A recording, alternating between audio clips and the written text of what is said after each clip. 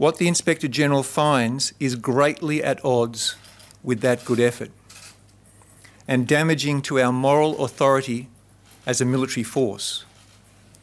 His report details credible information regarding deeply disturbing allegations of unlawful killings by some.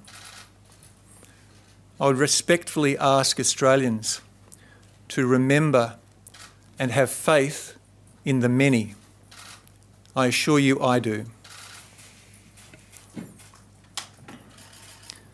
To the people of Afghanistan, on behalf of the Australian Defence Force, I sincerely and unreservedly apologise for any wrongdoing by Australian soldiers. I've spoken directly with my Afghan counterpart, General Zia, to convey this message. Such alleged behaviour profoundly disrespected the trust placed in us by the Afghan people.